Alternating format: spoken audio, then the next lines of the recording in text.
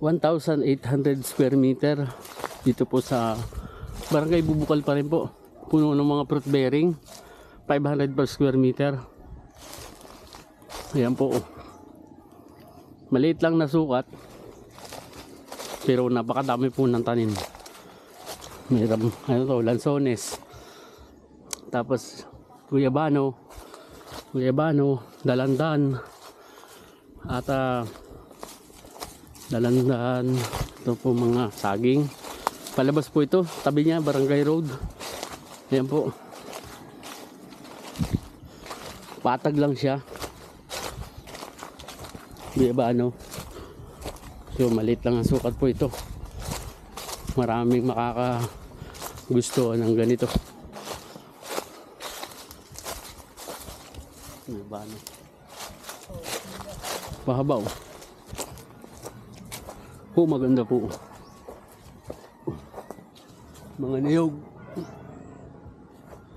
Mabungang mabunga. Lahat. May moist yung lens po natin. Abot kamay lang ang niyog. 'Di ba? Ito nga po pala yung ating approved plan at dito po makikita natin kung saan ang location ng property. So dito po siya banda. Meron lamang pong papasukan na Barangay Road. So mga 100 meters lang po siya. Dito nga po ay gagamitan natin siya ng Google Earth para po ma-search natin yung location ng property. Ang maitatay po natin ay Bubukal, Santa Maria, Laguna. So bali dito po yan. Yan po ang nasasakupan ng barangay ng Bubukal. Ito nga po pala yung pinakabayan, yung sentro ng Santa Maria. At ang location po, dito tayo dadaan. Hanggang sa makita po natin yung pinakadulo. So bali ito nga po yung pinaka landmark natin. Ito po yung pinaka barangay road. At may papasokan po tayo, siguro po mga 100 meters po ito. Yan, at ito na po yung property. Ito po. So malulukit po natin siya sa ating Google Earth. Yan po. Kapatagan lang po siya na may mga tanim na iba't iba pong mga fruit bearing trees na tulad po ng niyog, rambutan, lansones, tsaka punong mga guyabano at iba pa po. More or less 1,800 square meter. So dito po sa part na to may mga na video pa rin po ako. I-upload po natin yung mga next video na for sale, yung mga kalapit po niya. Pag sinum out po natin, ito po ang bayan ng Santa Maria. Pwede po kayong magkaroon ng option pagpupuntahan yan sa either dito po ang sa Pililla Rizal o kaya naman po ay dito naman po sa Upper Tanay, Sampaloc. Yan po, sa Marilaki Highway po. May mga diversion po dyan, patagos po at pababa ng Santa Maria, Laguna. Ang location po ay barangay ng Bubukal, Santa Maria, Laguna. At dyan po ay masasamahan po namin kayo, mag-schedule lamang po kayo.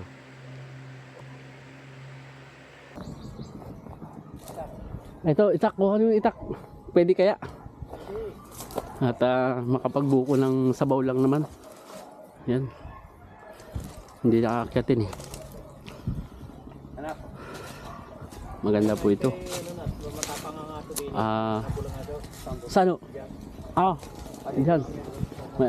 Diyan ako lalabas. Ito po barangay road po to.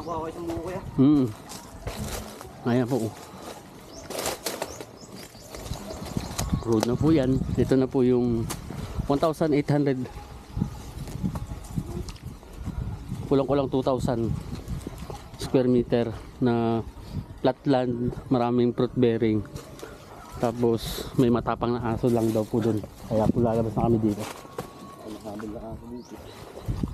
Delikado. Hanggang dun pa po ito. Sagad ba dun sa may ano po ito? Hanggang dito lang. Sa ano? Kasi po nandun yung road na eh. Ayun ng kuryente. Yung mga kabahayan na po dun. Pero tinan niyo po, 3 puno lang yan. Pero sulit na yung Nakatubo ba? yan. Sabaw lang ang masarap dyan. Libaw. Sabaw. Alam naman nung may-ari ng lupa na to na nandito po kami. Kasi kanina po galing kami dun sa bahay nila. Okay lang na kumuha na kami ng buko. Mabait naman po yun. So yan. Ang ganda po. May mga available po tayo mga binidyo dyan. Pero ito yung huli. Nakita ko maganda. Sinama na rin po natin. Pero maliit lang po sukat nito. 1,800. Titingnan ko rin po doon sa approved plan na pinicturean ko kanina nung kausap ko po yung may-ari nito.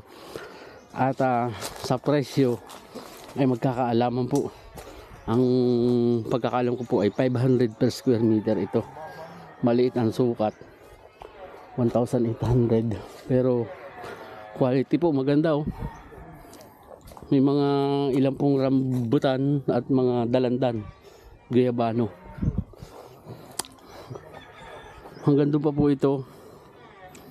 Kaya lang ano, may aso daw po doon na matapang. Dito na po ako lalabas.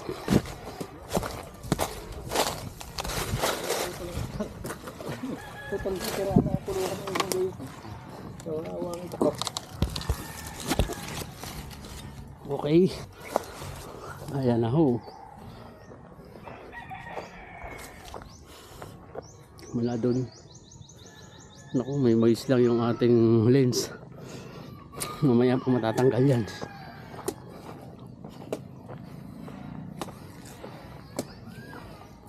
Flatland po siya oh.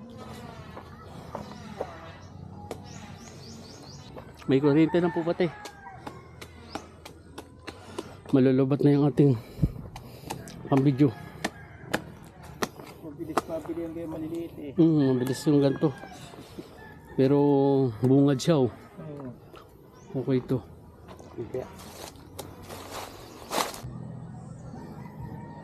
Nandun po kami galing. Ito pa po yung dulo niya. Tignan nyo po. Sisilipin lang natin. Ang ganda po. Yan. Hindi ko na po pasukin kasi may aso daw pong matapang. Pero doon po ako nag-video kanina. Sa part doon. Ito po yung front niya. Flatland lang po siya. Ito na po yung labas. Yung road. Barangay road. Ay, may bakod po doon.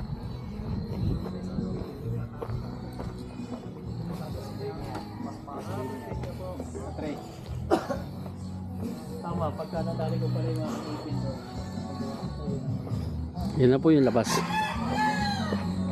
Makakabiri tayo, may music eh. Patayin ko na po. Ito na po yung labas. Yan po yun.